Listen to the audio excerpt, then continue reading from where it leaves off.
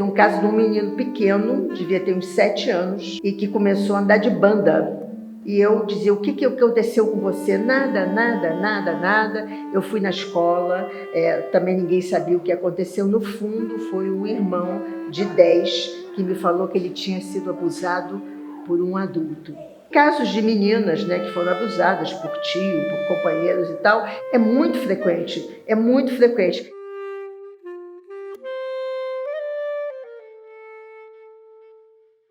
Até porque no Brasil isso é um tabu. Até porque no Brasil as escolas não falam nisso.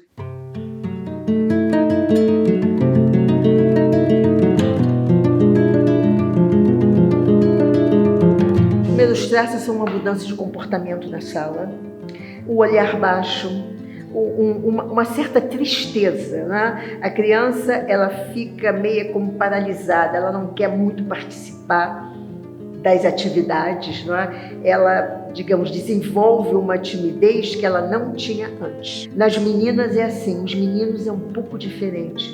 Eu diria que o medo é muito maior, porque você tem o problema da homossexualidade, né? Que no Brasil, infelizmente, ainda é um dos países onde mais se matam homossexuais. Então, o menino adolescente que é abusado por um outro homem, as consequências são muito danosas para aquele menino, sabia? O comportamento muda. Muitas vezes leva a uma depressão, por exemplo, muitas vezes leva a se cortar. Eu tive, faz pouco tempo, uma que começou a se cortar. Eu disse, mas por que você está se cortando? Tá. Depois de um tempo eu consegui que ela falasse que ela estava sendo abusada em casa, né? É muito comum, cada vez mais comum.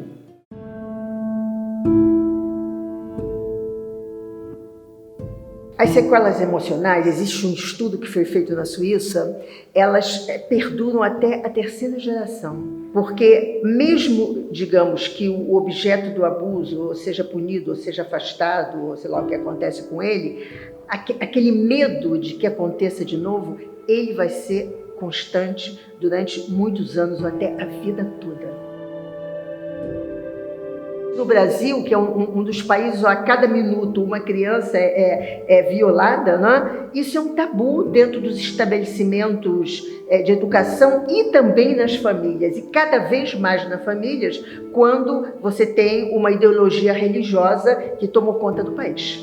Você tem uma pessoa abusadora em casa, que é violenta. Você tem muitas vezes uma mãe que é omissa, que sabe, mas que não quer delatar porque não quer perder o companheiro. Às vezes não é um companheiro, mas é um tio, ou mesmo um avô, ou mesmo um vizinho, né? E a internet hoje em dia é um lugar onde essas crianças são aliciadas, onde essas crianças estão o tempo todo, não importa a classe social, e onde os pais, na maioria das vezes, não sabem o que esses meninos estão fazendo na web, porque deixam as crianças soltas até altas horas da madrugada e não sabem o que elas estão fazendo. É uma coisa muito triste isso, né? Onde você faz com que crianças não possam ter uma infância por omissão dos adultos.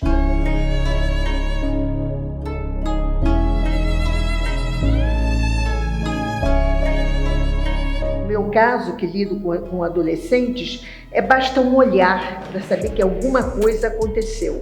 E com esse olhar, você vai conversando, você vai dirigindo a conversação até que esse adolescente consiga falar.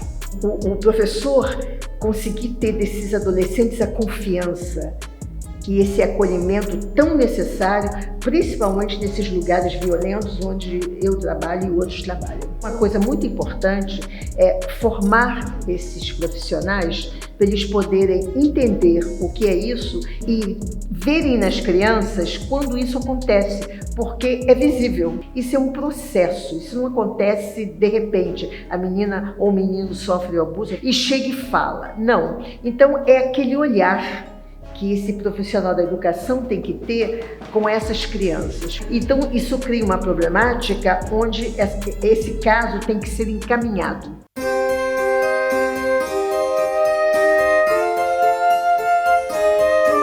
O caminho, primeiro, muitas vezes, dependendo se for um companheiro da mãe, não é conversar com essa mãe.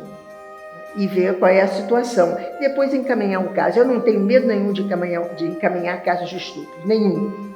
Ah, mas você pode ser morta e tal. Eu digo, olha, é meu dever, né, como educadora, a fazer com que essa criança tenha uma vida de qualidade. Então, se isso está atrapalhando a vida de qualidade dela, eu não tenho medo de denunciar. Eu aciono o Conselho Tutelar primeiro. Porque você tem que acionar as coisas que existem. Ou, às vezes, eu vou diretamente à Delegacia da Criança e do Adolescente, depende do caso. Infelizmente, nós temos que prevenir, que não deixar que isso aconteça com as nossas crianças no Brasil do modo que está acontecendo agora e que não se está prevenindo por problemas ideológicos. Isso eu acho um crime. Aqui nós falamos desde as crianças muito pequenas, não é? Que não tem que aceitar balinha, que não tem que sentar no colo, que não tem que certas coisas, né? De uma maneira muito lúdica, né? Com brincadeiras, às vezes com jogos, para que essas crianças comecem a perceber quando esse abuso vai acontecer. Essas crianças que sofreram abuso, elas têm que ter realmente um acompanhamento, sabe? Nos anos iniciais e depois as sequelas podem continuar, porque é muito duro, né? Você ter criança de 4 anos sendo abusada. Às vezes não precisa penetração, não. É só a bulinação. A vida deles futura de trabalho vai ser com a tecnologia, cada vez mais com o celular, que cada vez fica mais potente e tal. Mas eu acho que é nosso dever também, como professor, educar essas crianças a usar a tecnologia de uma maneira positiva e não negativa, como nesse caso de aliciamento, etc.